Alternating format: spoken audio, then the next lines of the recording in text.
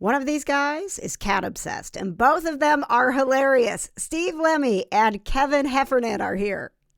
Prison, what does that mean? KJ, I have the guys here. Hi, guys. Hi, what does that mean?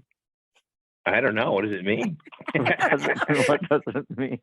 Let me Are we tell you going about a like dream. deep? We're going deep into Yeah. the meaning of life right off the bat here. Yeah, Lemmy had a dream where he was in prison last night. He wanted to know what it means. And Kevin was the warden.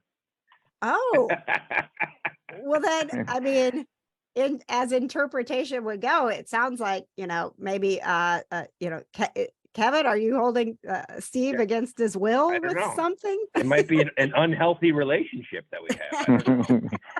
Kevin is very toxic, KJ. He's very toxic. I have heard this. I actually heard, and by the way, everybody, we are talking with Kevin and Steve today because Tacoma FD, fourth season on the way, July 20th on True TV. I had heard when you guys first met, because you've been working together forever, but it wasn't like a instant friendship. Is that true, or is that tabloid trash? Mm-hmm. No, totally true. Totally true. When we first met, we went to college together, and Lemmy, I didn't know him at the time, but he stole my coat. We were in college, and it was a cold winter party, and my coat was left in the party, and he walked off with it because he didn't care. Because he didn't care about other people. And I tracked him down, and I found him, and he was the guy who stole my coat. So we got up to a very poor start. I mean, Yeah, Steve, do you want to defend yourself, or is this true? Yeah, I mean, it is true. I have to admit it, Your Honor. I did steal his coat. In my defense, I was at this party. I was a freshman, and a blizzard started. And there was a pile of coats, and I needed to go home, and I didn't want to die. So I rummaged through this pile of coats, and I found one that had a jumbo Snickers bar in the pocket. Ooh. And I thought this must be a sign, and I took that coat and I went back to my freshman dorm, and I ate the Snickers bar. This Snickers bar is great. I don't care who this other person is, who I just left to die in the cold. That's right. That's right. But you know what, though? I brought the coat back because I'm a good Samaritan. Isn't that right, Kev? You absolutely did. You didn't bring it back a good Samaritan. You brought it back because you just wore it back to the same place. But the dummy left his college ID in the pocket. So when I found my coat, I found the college ID, and I was like, "Who's this guy, Steve Lemme?" And I went looking for this guy, and I found him, and I was like, "Hey, buddy, you stole my coat." And he said, "No, I didn't." I said, "I found your ID in it." He goes, "Oh my God, the same guy who stole your coat must have been the guy who stole my ID." Brilliant. And it was I was on my toes, and I thought that would get me out of it, but Kevin did not think that was such a clever response, and he continued to hate me. Yeah, it didn't start well. And you're wondering why you had the prison dream? I I think we figured it out, guys. I guess it's true. I still, after all these years, I still feel guilty, and Kevin still won't let me forget about that. Oh man, it may be time to forgive him, Kevin. I mean, it's really stressing him out. He's losing sleep over it. I have to let him out of prison. Let him out. Set him free. I've done 20 years, Kev.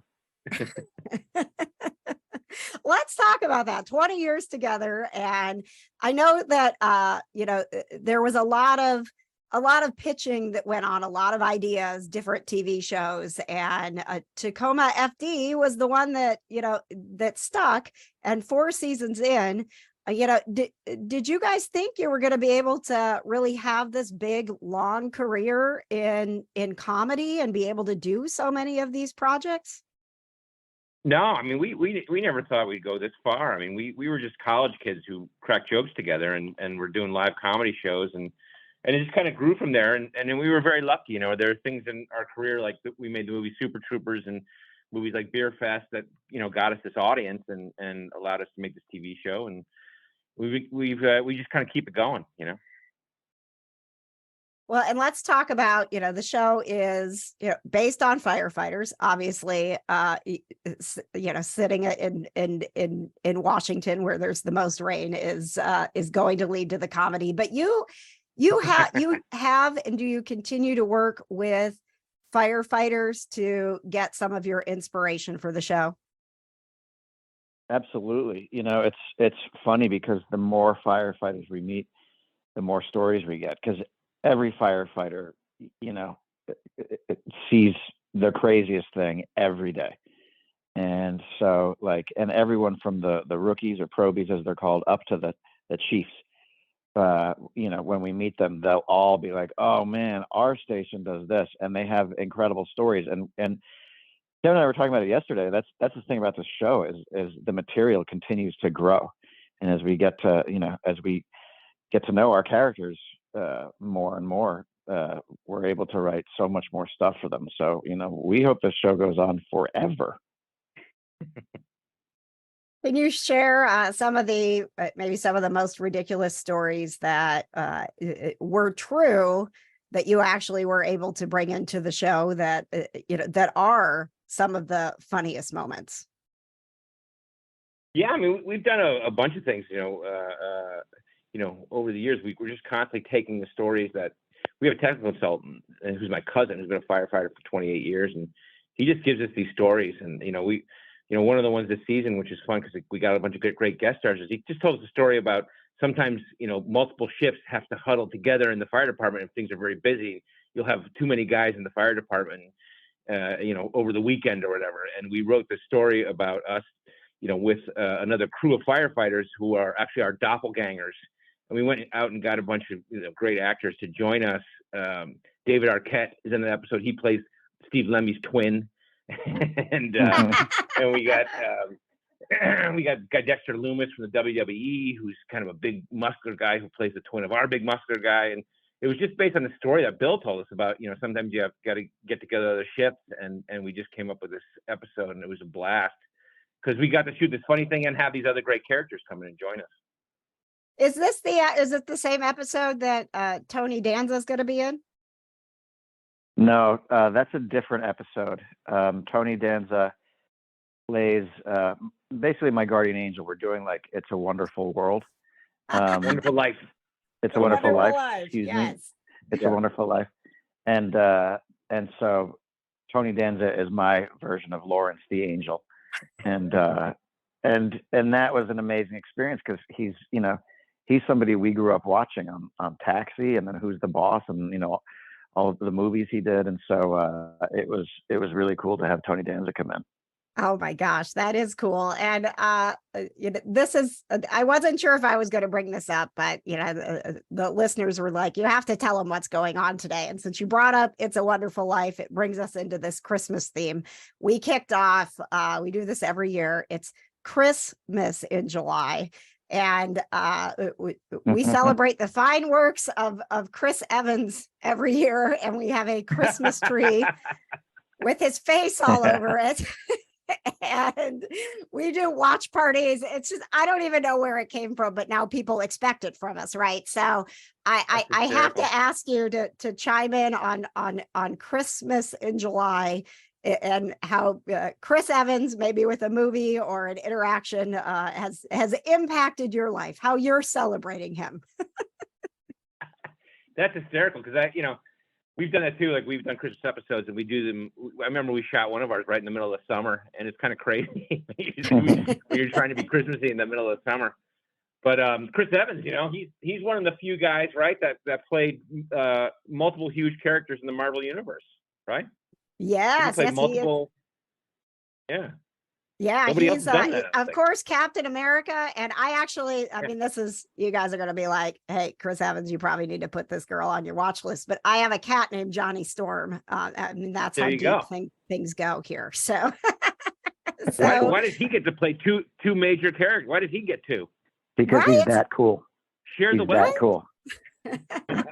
No, because he's is Chris that Evans, something you Kevin. guys would like to do? Would you be up for a superhero role in Marvel?